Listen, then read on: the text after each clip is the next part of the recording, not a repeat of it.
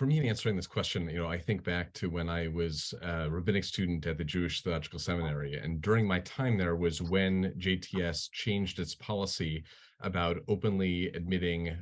queer, openly at that point, gay and lesbian students. And it was really interesting to be there at that time, because certainly I was well aware that there were students who already identified as being gay, but felt that the policy of the seminary meant that they either had to change the seminary they were going to apply to or simply go into the closet.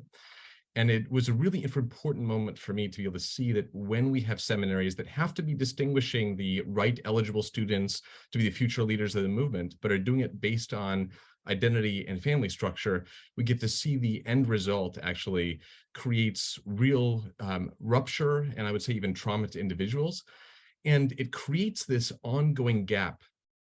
between what we imagine is the ideal and what is the real. And for me, going to a conservative seminary, the idea that we as rabbis were obligated to certain kinds of behaviors that our constituency wouldn't be obligated to certain kinds of relationship, and maybe even to certain kinds of sexual or gender identity. I lifted up into this conversation for a moment because while I have never worked in a seminary, and I'm sure that it is a difficult job indeed,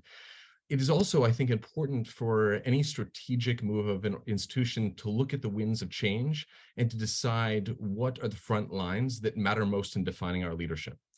And for me, this is a question really of just inevitability. 72% of non-Orthodox Jews are marrying people who are outside the faith. I happen to be a product of a marriage between a person who is Jewish and a person who is not Jewish. Our senior cantor happens to be similarly a person who is the product of a person who is married to somebody who's Jewish and somebody who's not Jewish. And we are starting to see that what used to be an anomaly in Jewish leadership is now becoming more and more definitional. And so long as the seminaries want to live up perhaps a definition of an ideal that may have existed in a prior generation to address a different need, we miss the opportunity to have our seminaries incubating the kind of tools that activate leadership identity to create a sense of belonging for those around.